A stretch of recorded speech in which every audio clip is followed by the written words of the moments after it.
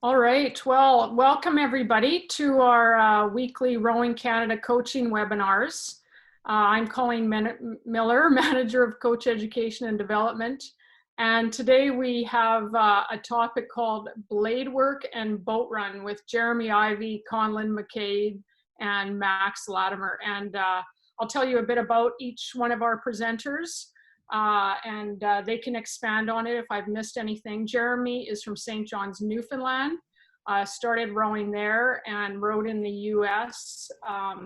Jeremy coached at Smith College and also at the Oklahoma Training Center, and has been with Canada coaching since 2016, and is a coach, the assistant coach of the men's team with head coach Dick Tonks. And Jeremy has two of his athletes, well-known athletes here to help out. Presenting today, we have Max Lattimer from Delta, BC, and Max obviously has the best background today. He staged that. And Max started rowing in 2012 at UBC and has been on the national team, actually started rowing before that, but has been on the national team since 2012, U23 athlete and Olympian, and in the lightweight double. And we also have Conlin McCabe, who has been on the national team since 2006 and rowed before that at, as you can see behind him, University of Washington. Conlin's a two-time Olympian and Olympic medalist, and is still going at it in the pair with Kai Langerfeld, and Max is rowing with Patrick Keane, so they might refer to their boats throughout. I'd also like to thank Stephen McMurray, who is our tech throughout this. As you can tell, he looks like a techie with the earphones on, and Stephen will help us stay on track as well. So we have 50 minutes today, and we'll be able to answer as many questions as possible. Please put them in the Q&A box, not the chat box, and one of the presenters might answer them as they go up, or it might be live. We'll try and get through as many questions as possible, and we'll do what we can here till about 10:50. This video will be recorded and be on our Rowing Canada website following, and as well we will send out feedback. So please give us feedback on this presentation and what you want to see for the future. So I'm going to hand it over to Jeremy. Hey everybody, thanks for joining us today. I hope everybody's staying safe. So hopefully with everything going on right now, people are not rowing, they're in isolation, but we're going to talk about rowing technique, and maybe we could give you guys some exciting things that you could think about working on with your crews. And like what's kind of fun about it is, I think regardless of what level you're rowing at or you're coaching at, I think it can be applicable because it's basically the stuff that we're working on right now at the national team level. But a lot of those skills and approaches you could apply anywhere. And my opinion with rowers is that when you start rowing, basically whether you're a novice or you're at the college level or you're at the Olympic level, you're constantly trying to improve. So you essentially you're constantly trying to improve your technique. You're constantly trying to get better until you stop. I don't think any person, even people who've won Olympic medals, will say that they've got it completely figured out.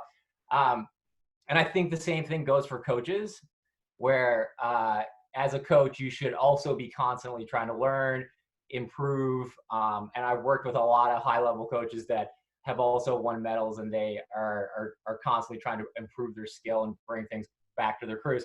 So what we wanted to do today is kind of give you guys some things that you could use and some things that you could bring back to your teams. And the main theme here is developing your coaching eye. So developing your coaching eye and looking at ways that you can identify limiting factors to your boat speed. And that's what we kind of go to our title here is the blades and boat run. So what we're going to try to do is give the coaches some ideas to challenge them to move your eye away basically from the athlete and the rower in the boat and what their body's doing, and observe the run of the boat and what the blades are doing as an indicator of what changes you need to make. So as we go, like if there's anything, feel free to ask questions. This will also be uploaded on the Rowing Canada website. So if there's something that, if we're moving too fast or just you need to hear it again, then that will be put up shortly afterwards too. So that's something to consider. So what I'll say is myself having the opportunity to coach at the World Championships and coach at World Cups and all these things, like what you often do is you sit on the bank and you observe the crews rowing by. Like you watch all the crews rowing by. And what I'll say is there's a lot of different ways to go fast. And when you're watching these international crews, you'll notice that there's people who sit really slouched. There's people that sit up completely upright, people who lay back far, people who don't, people who break their arms, things, and they do a lot of different things. And a lot of them are still going fast, right? So it's kind of like you look at it and say, well, what is the best way to row? What I'll say is what I've noticed is that all of the crews that are winning medals at the elite level internationally have two things in common. They have good blade work. Okay, they have good blade work. You rarely see a crew going really fast if they have poor blade work. Secondly is they don't slow the boat down on the recovery. So they have a lot of awareness of letting the boat run out and being very smooth and quiet on the hull. So we always have a tendency to really focus on the drive, really focus on the athlete and the athlete's movement and body. But if you actually watch the run of your boat in the water and watch the blades, like that's when you can, it's almost like that's the finishing point. So you can get great indicators of what could be slowing your crew down from watching those points. But so what we're going to do is going to break it down. And Conlin and Max, these guys have vast knowledge and a ton of experience. And so, we're going to keep it a little bit loose and a little bit informal. So I just ask these guys to chime in, like essentially whenever they feel like it. And maybe as I'm talking as a coach, they can kind of give some input on like what it feels like to be a rower, what it feels like to make these changes. And then also I'm going to show them through video doing some things really badly. And then I'm gonna switch. Then I'm gonna go and say like, okay, well, here's what we've made some changes. Because here's the interesting thing is both of these guys raced at the 2019 World Championships. And, in my conversation with our head men's coach, Dick Tonks, we identified some things that we felt we needed to do better as a group. And Max and Conlin are amongst a little squad of athletes that we train all together. And there was some consistencies across the group that we felt like we needed to change. One of them, blade work, okay? The other one was being a little smoother and a little bit quieter on the boat, minimizing disturbance and coming forward, okay? So that's where I wanna, we'll start to break this down a little bit. And just some examples in case you're kind of thinking, okay, well, so you watch the hull, what does that mean? If you know what boat trim, so boat trim is how the boat sits in the water and whether it moves up and down, the bow or the stern moves up and down. So like a quick example of even just observing the movements of the hull and what you might see that you need to recognize, you need to change with your crew is like, for example, is if you're watching your boat, you want the boat to travel, an optimal plane is for it to just travel straight. So not porpoising up and down. So if you see that your crew, you're just observing the stern and the stern is dropping as they come into the catch, that might be an indicator that the speed at which they're coming into the front, maybe their body weight is falling down onto the knees. The other thing could be an example of observing trim is if the bow is dropping, okay, maybe their weight is coming too far into the bow, they're laying back too far. So that could be just like a quick example. Like, so you move your eye to the hull and you watch the stern, you watch the run of the boat. And that's what going back to this example of international crews, rowing would be so easy if all you had to do is just haul on it as hard as you possibly can to go fast. There's such an art to it. And so if you can enjoy the recovery and be aware of what you're doing and how you manage your body weight to maximize the run in between strokes while your blades are out of the water, that's when you're going to go really fast. Okay. And do you guys, even just Max and Conlin, do you guys have any thoughts on just even like some reflections on 2019 and some things that we, as a group, kind of decided to work on at Shawnigan Lake? Sure. Yeah. Thanks a lot, Jared. That's a great introduction. I would just say quickly to back up your point there about watching the boat and seeing it move through the water. I remember one of our first sessions with Dick as a coach, we were heading out and I was in a pair and he was driving, just looking at the stern of the boat, watching it, focusing on it. And I had no clue what he was looking for at the time, but after 20, 30 strokes, he finally said, "There's a good one." And so in that moment, I knew, okay, that I did feel that was a better pickup. The boat did run out a little bit farther, and I knew he was watching for that. And that is one of the biggest points of differentiation, I think, right now at the world stage, is how much run someone can get in a boat and how well they can pick it up. And that's all a product of Bladework. And we identified that after the 2019 season. I think some strong trends that we saw across our whole group was the depth of the blade. We all wanted to work on that, and we saw that as a place that we could pick up a few seconds. And then we all wanted to be able to race in a way where we sustain our speed better, and I think that has to do with the boat run portion of it. So yeah, we'll get to it. What do you say, Maxie? Yeah, I think it's worth noting there's like a natural progression, and one of the gifts that we get as national team athletes is kind of looking at your rowing cycles and 4-year trends. And that's actually one of the things we've been kind of focusing on since the Olympics was delayed another year, is that essentially we get to have Dick coach us for a full 4-year quadrennial, and he gets that 4th year to work with us and really tune us up to our best. But when he came, a lot of the first bits, especially that we started working on, was power through the water and getting our fitness and quality of rowing through the water up to a point that is an international level.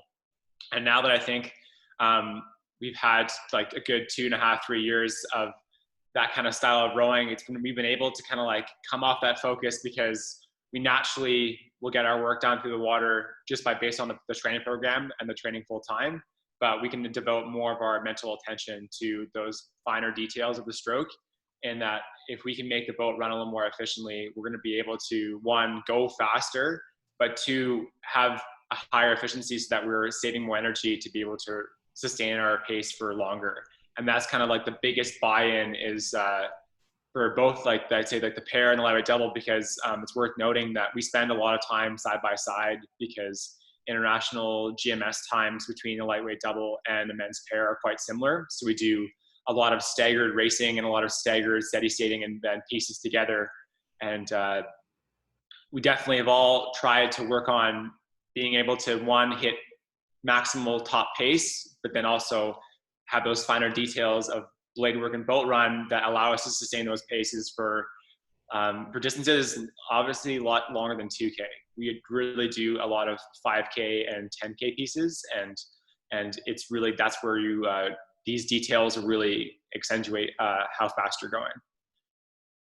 Good, yeah. And so, and I have my little outline here, and I think, you know, we're going to keep it pretty loose and informal. And because Conlin just talked about blade depth, like I'm just going to get right into some blade depth, and then I'm going to try to hit all our points and try to be aware of the time. But okay, so Valery Klezhnev is one of the best experts in biomechanics of rowing. Okay, and so there was like some statistics in an article that I read from him that I gave to the guys, and we brought it up because it's some pretty like amazing statistics, and I want to make sure I want to get this right.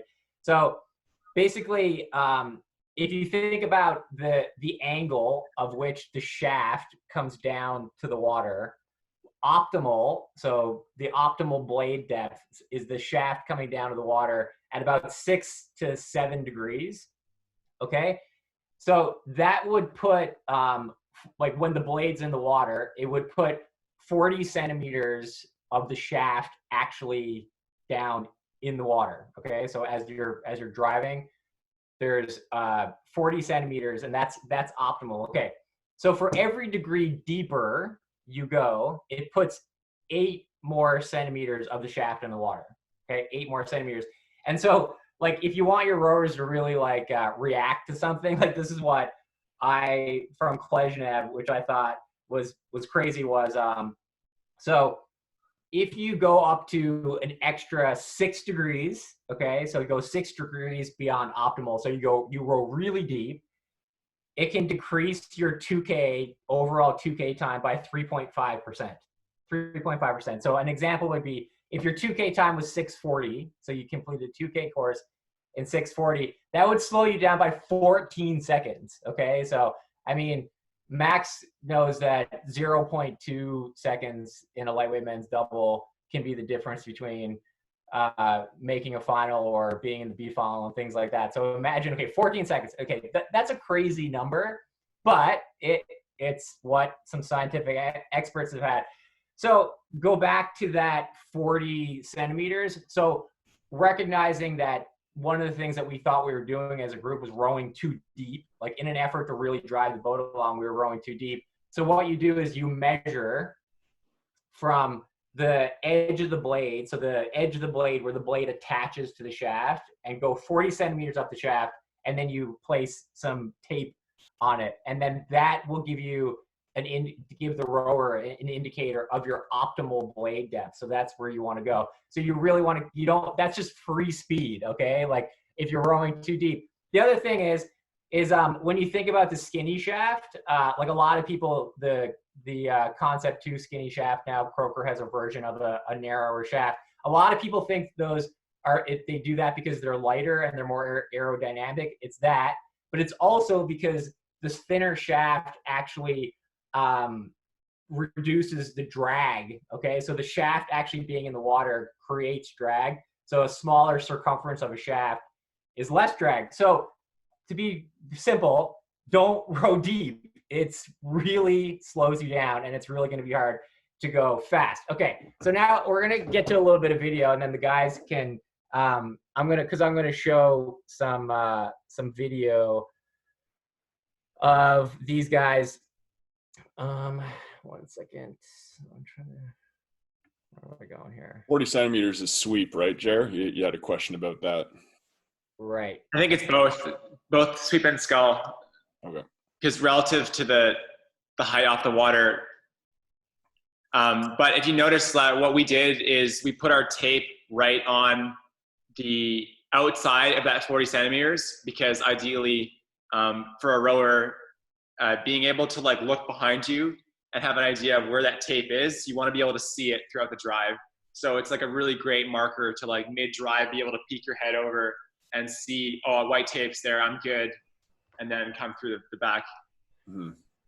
Okay, so this is so what's an easy one to do is so this is I'm just gonna set it up here a little bit better. Okay, so everybody can see that, okay? Yeah. Okay, so this is Conlin and Kai. Max and Patrick are in the background here, but Conlin and Kai are easier to see, so we're just going to kind of focus on them. So if you watch the regular speed, it actually looks pretty good. It's like, oh wow, okay, like this is like some fast rowing. You know, they're moving the boat. It looks exciting. It's pretty good. Okay, so now when we slow it down, that's when you can really start to expose some problems. So just have a look at how much shaft Conlin is putting in the water there. And, you know, we're going to touch on some of these things about rowing quieter, trying to minimize disturbance on the boat shortly. But just have a look at just focusing on the depth alone. And you can also just see there's a lot of splashing, and, you know, you can just see how much whitewash there is kind of coming out of the blade. So like all that splash is just water going up the shaft. Okay, so now I'm just gonna skip ahead to. I think it's worth noting too, that's like in the last 500 meters of the last 2K on water that we did before Worlds in 2019 at Burnaby Lake. And even though that rowing looks like that, like I think we tagged Conlin, 90, 98, 99 Well, easy. We're not giving away our secrets here, but yeah, sure. It was fast. But I mean, I'm just saying we went fast, but like I think the rowing, like it's worth noting that's like in the last 500 meters of the race, we were really trying to lift the speed, and we all noticed that when we wanted to go for faster speed, we all wanted load, and we wanted heavy blades to be able to think that we're making the boat go faster, and that's the thing we really had to disconnect from, in being that when you want to go faster, you can't just look for more load. That's not going to necessarily make the boat go any faster. Exactly. And that's the thing too, is that the other thing to consider with blade depth is, okay, so, you know, the blades are engineered they want to sit at the surface. So they want to sit at that optimal depth. So it takes very little movement to place the blade correctly. So to do it right, you have to have a lot of relaxation, and it's not a big motion. And if you think about it as coaches, we put all this thought into what we've decided to rig our boats at. So how we wanted to set our spread, and all these sorts of things. If you actually go deeper, you're bringing your blades closer to the side of the hull, okay? So you're actually changing the rig that your coach has decided to put you at. And it's less effective. It actually makes it lighter. So the idea of like going really deep to try to get more on it, no, you're actually changing the rig that sets up. Okay, so now we're going to fast forward to, this is February 2020. And again, it's the pair and lightweight double. And now we're going to focus on Conlin again, because I just want to see the differences. Okay, so while we're looking for is depth, and you can say, okay, and so now you can see in this clip that there's the tape on there. And that's the indicator. So you can see there's a little bit of depth. So maybe we could still be a little bit shallow, but look at the differences in the amount of splashing, the amount of water going up the shaft, like how much cleaner he's made it. So even just stepping out of the pocket cleanly, I mean, in a perfect world, he could probably still, that's a pretty good stroke. He could probably even be a little bit less splash, a little bit less, a little shallower, but in all regards, this is the end of a 2K. There's some Impacker coming up behind us there, which is actually our national team women's 8. That's quite a good change. So, some of the things I'll just go to too of like how we got there, and some of the changes that we had made. I mean, that's like pretty drastic. So here's Conlin doing some steady state here on Elk Lake. And this is when we're like really trying to focus on just filling the blade. So he's just trying to be much more quiet, just drop the blade in with a lot of relaxation, not using the shoulders, and very light hands. You can see that he's trying to step out of the pocket. So Colin, I'm gonna show a video of you and Kai, and you can kind of talk a little bit too about even just your step out motion that you've tried to change. Yeah, definitely. Like, we made a big effort to get the blades clear of the water. The bottom line for me was that I was really consistently tapping the blade on the recovery. I was getting lazy, and I needed to refocus and recommit to rowing with a clean blade. And I knew that if I committed to that shape right away and just kept it through the stroke, that I'd be better prepped for the catch. And that would give me a better chance of keeping the boat straight while Kai has leverage on me. And it took a lot of work from both Kai and you, Jer, constantly pushing. I think there were some rows where you just had to call it. That wasn't good. That wasn't good. That was the one. Hold that, groove that in. And I'm the kind of athlete where it took that reinforcement, just sort of nagging, and Kai pushing as well, to let's commit to getting this boat set, getting these blades clear. And then we were able to bring that up in rate when it came to that 2K piece. And yeah, the blade depth was different. And so the first whole big part of it was making sure that we had the balance, making sure that we gave ourselves a chance to do it. Basically was, let's get the blades off, and then that's actually going to help us on the drive with the depth. The second part was exactly what you said. It's being really loose and relaxed at the front. The catch for me, sometimes I can get a little tense. I can bear down. I can want to really push into it, but I have to stay loose in my shoulders, my hands, and let the blade automatically just fall in that position. The blade wants to go in the right place. A lot of things just want to happen for you naturally, actually, if you let them. And we end up as athletes getting in the way of them. And so it was sort of realizing, like, I just have to let this go, get out there, let the blade set at the right position, and then I can move off that and carry the boat through the water. And yeah, that was the main focus there, to make that change. That's great. That's well said. And, just like as a coach, I just take video all the time. I have thousands and thousands of videos. It was actually a real challenge to narrow it down. So I think we got the message box. That's something. So, okay, one thing that we addressed. So tape your oars, measure your 40 centimeters, tape your oars. It's great. Whatever level of rowing, it can be helpful. And that's definitely effective.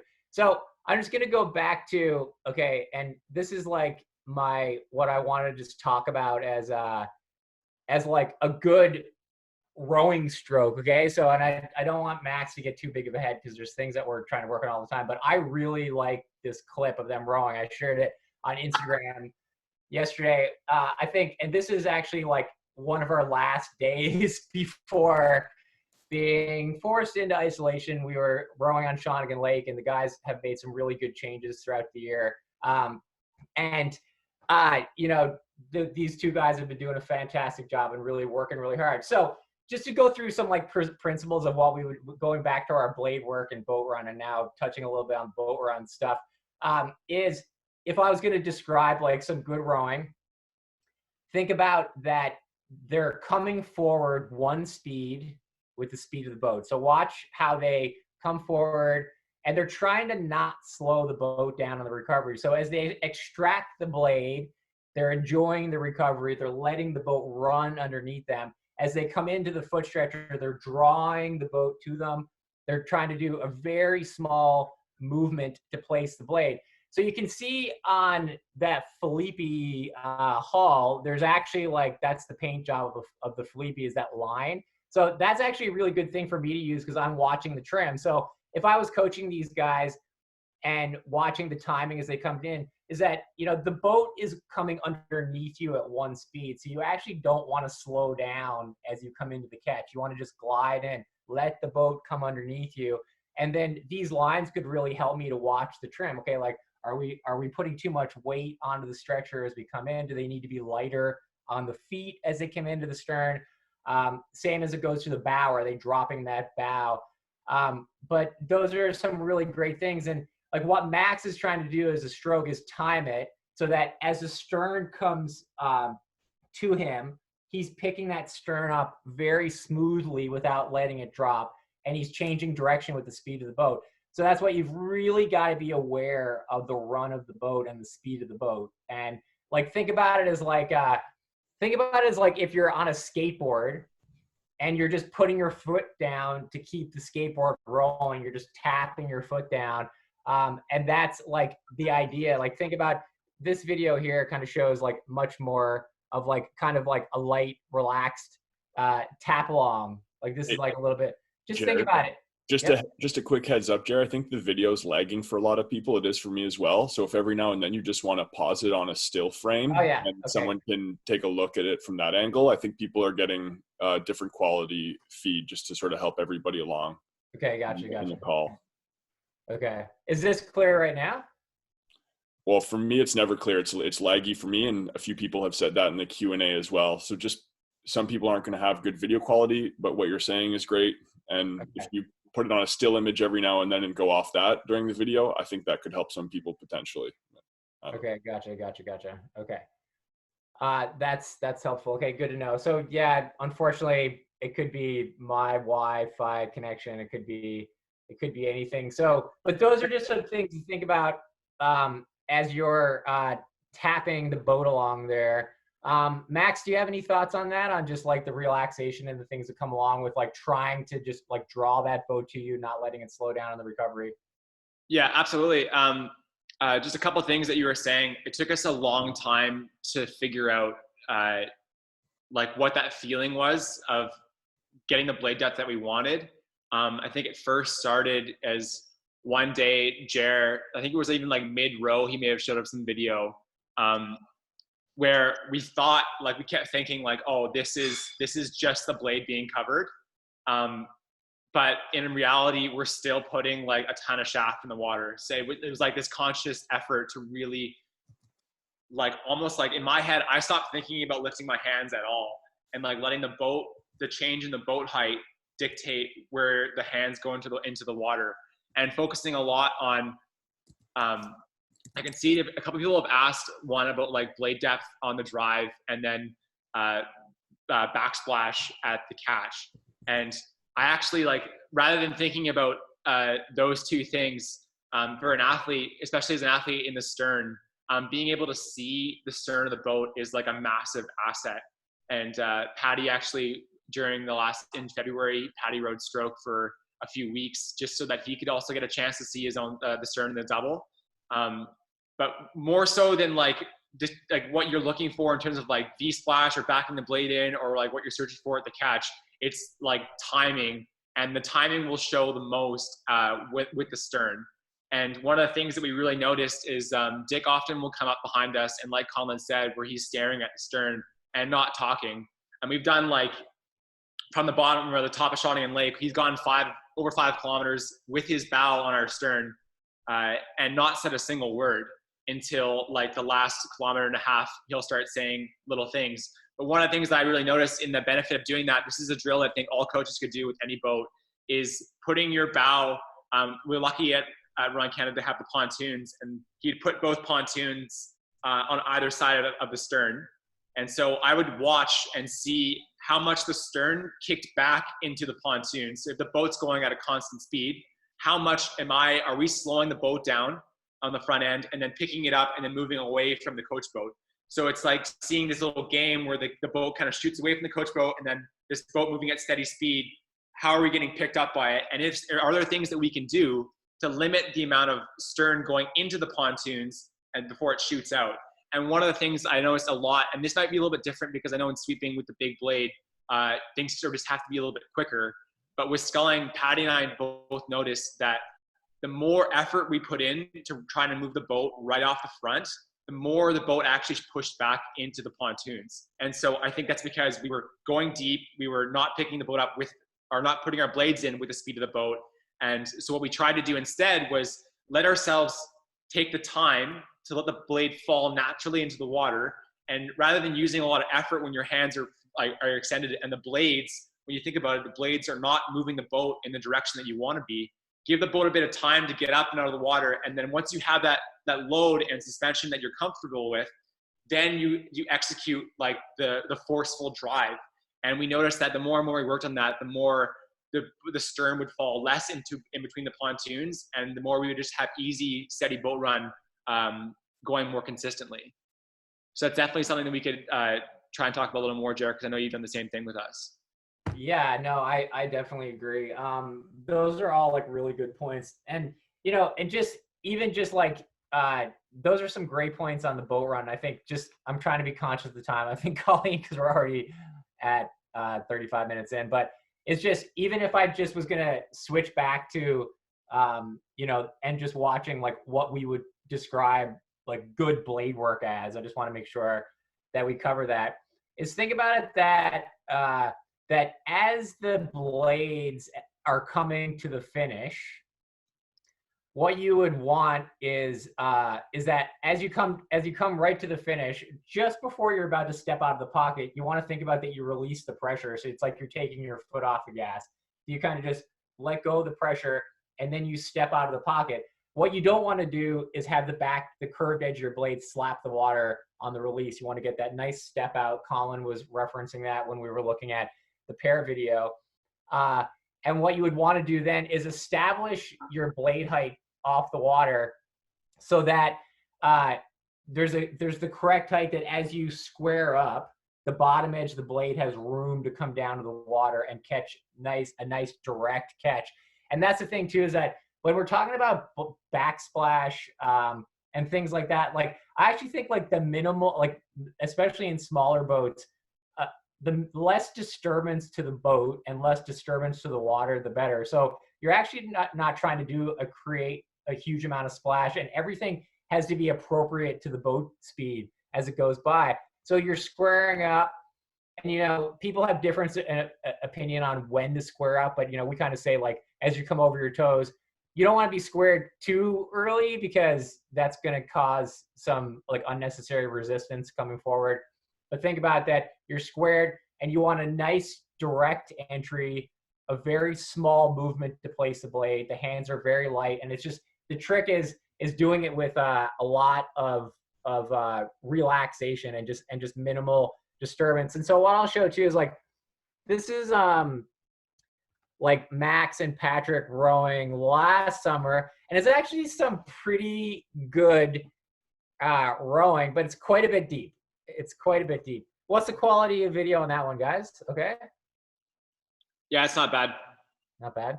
Yeah, no. Okay. I still have the same issue, Jared, but it's okay. Okay. Maybe it's just your connection. Yep, could be me. Okay, well, people are saying it as well.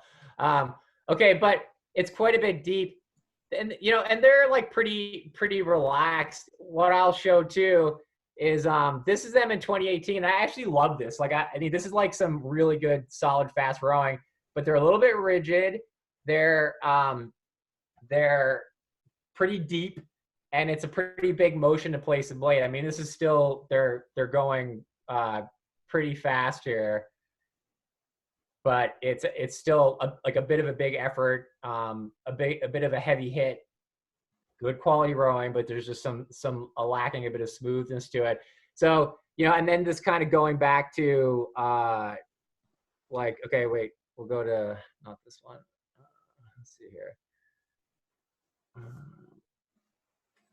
Back to this nice relaxed rowing here.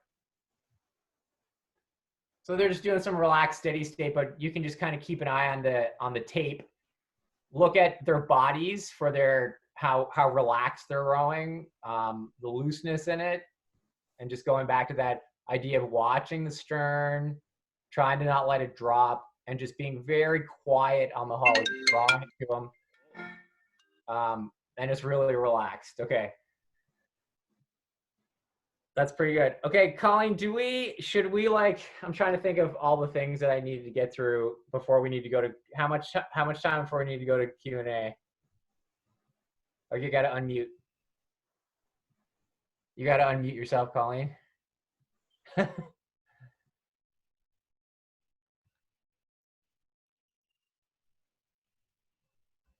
you unmute Colleen? Yeah, I'm I good. think she just said, Sorry about that. My mouse wasn't working. Yeah, you know, go ahead and I think refer to some of the questions in there. There's a good one, I think, like for Conlin, just the difference in the different boats and the boat run. Do you want to speak to that now that you've been in 8-4 pair? Yeah, sure. That question is actually from, I think that's AJ Brooks, a classmate of mine at UW. So, hey, AJ, thanks for tuning in. How does your boat feel change in terms of run? Okay, well, I'll say this. I think that stroke length is most important in the pair for keeping the boat run. So maybe it's what I'm doing changes to maximize the run. In the 4, I think the drive time is very quick, it feels like to me, very light, and the timing within the crew feels like the most important thing to maximize the run.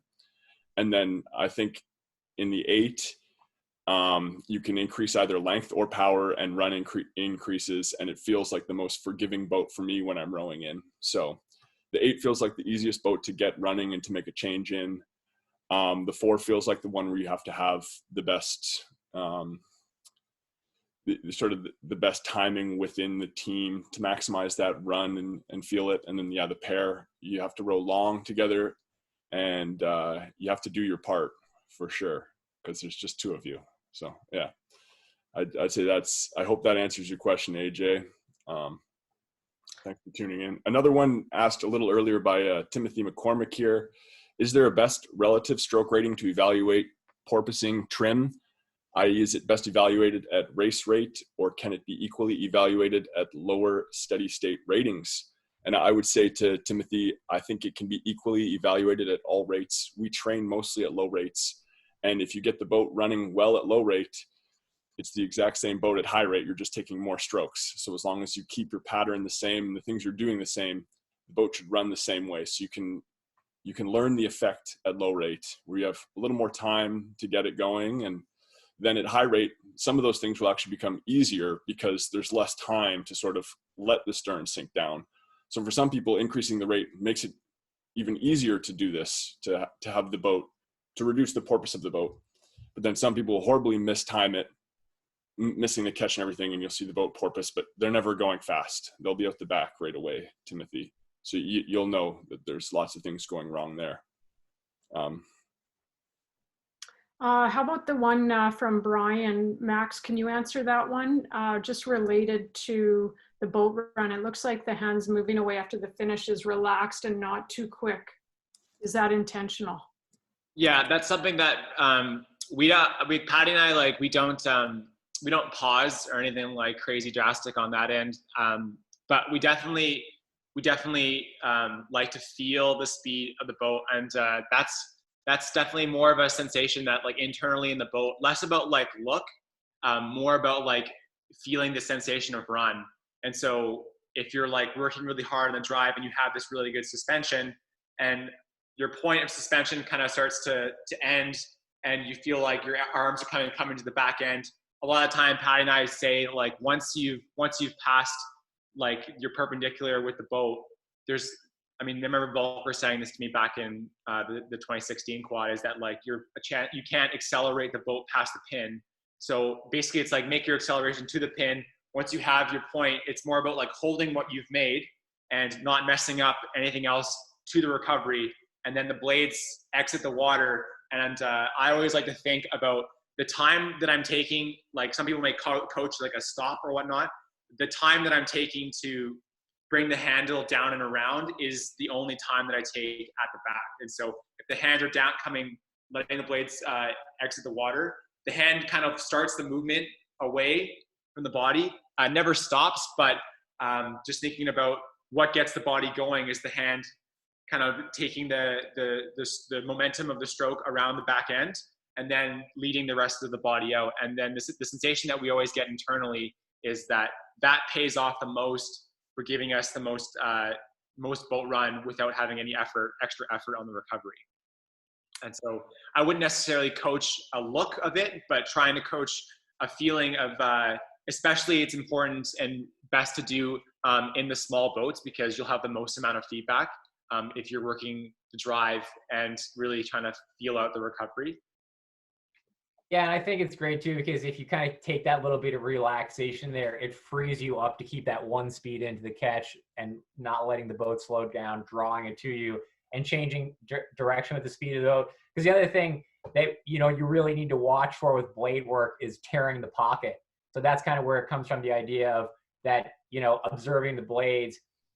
In a perfect world, you'd plant the blade with relaxation and pry the hull pass. But what a lot of rowers make the mistake is they're actually pushing the water. So all that effort is wasted because you're moving the water and you're not actually moving the hull. It's the same principles as the start. Like if you've ever sat and watched the starts of like a high school regatta and there's water flying up and everybody's going crazy, it's because you're sitting from a stationary position and you need to go a gradual add speed. Well, really, that principle of not pushing the water and tearing the pocket is applied all the time, steady state, race pace. So you have to be really aware that you're moving with the speed of the boat and quiet around that. So then being really loose around that back end, not necessarily stopping, but just being a little bit relaxed back there, kind of frees them to glide in, draw to you, place the blade with a very small movement, and just change direction with the speed of the boat. So there's a couple questions about rig, and maybe the guys can refer to this, or Jeremy, did you make any changes with the height or the inboard or anything that you felt made a big difference in keeping that nice shallow drive?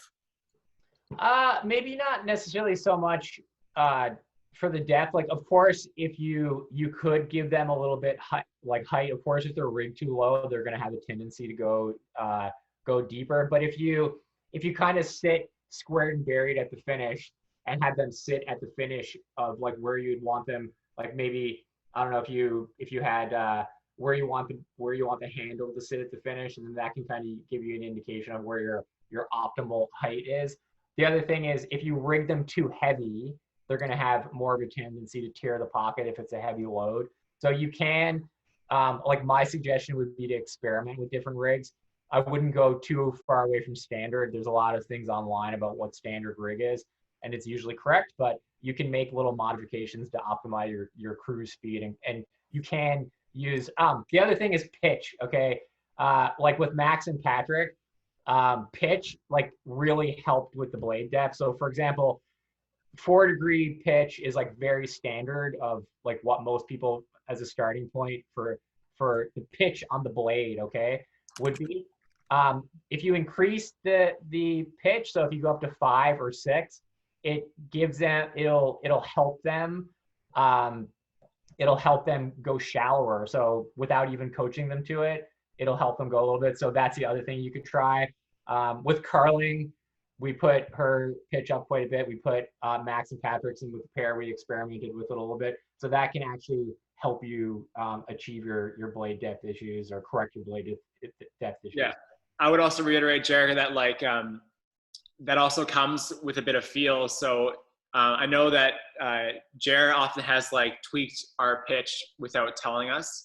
And this is kind of like an interesting like trick as well for coaches out there, like to give your athletes that maybe are having a little trouble with depth, like just tweaking the pitch without saying anything, because obviously once you say something, it can put all sorts of ideas in our head. And Conlin, I'm sure, is laughing right now because the lightweight double apparently is the most high maintenance boat in rowing Canada.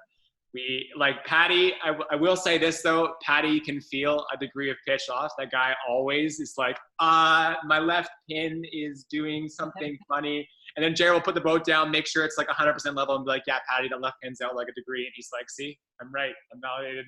But it does have a really, really massive sensation for us internally. Once we have found a new comfort with a pitch, we can definitely tell when it's off. That's one of the downsides of the Philippes, is that if depending on how you're stopping the boat to turn it around, we do a lot of rows where we really try to turn quickly to keep on the work, and that can affect our pitch, which can lead to twists in the body. And so if you're going to play with pitch, also just make sure it's staying consistent within the boats for your athletes. I think there's a really good question right now, just because so many, everybody's indoors or hopefully getting out a bit more, but not on the water. And just the way, it just reminds me the way you're explaining things, Conlin and Max, and it's very visual.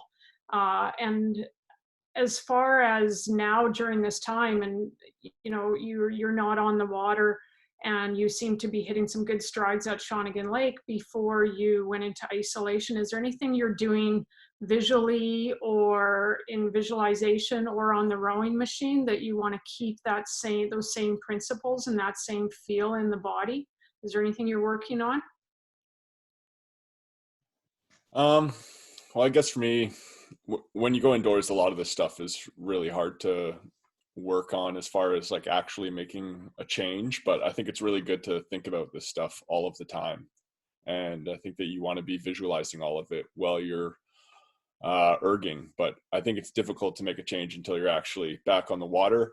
Little things that I would do myself for feedback is just make sure that the chain on the erg isn't whipping around like crazy or anything like that when you're going, especially if you're going harder at higher rates. Keep control of the handle just like you would in the boat. Know that that's your connection to the waters through the handle, and you want to keep it loose in your fingers and move it fluidly and move in a linear fashion. You can set up a camera from the side and just make sure that it looks like it's all moving very horizontally. And those types of things should hopefully translate once we get back on the water. But it's definitely a difficult time though. So yeah, it's not going to be easy to optimize that stuff. One thing that, sorry, Jerry, you go ahead. Okay, I was gonna say I agree with that, and I think I would suggest to coaches like, okay, if your rowers are lucky enough to have access to a rowing machine right now, which I know not everybody is, if they can get on a rowing machine, that's a great time to work on drive mechanics, sequencing on the recovery, all those things. Because like I said, I referenced back is that, you know, even myself, I really get a tendency to look at the rower's body watch what the rower is doing and all those sorts of things. Well, now that's all you've got. So maybe now's the time to really address some of those body movement issues.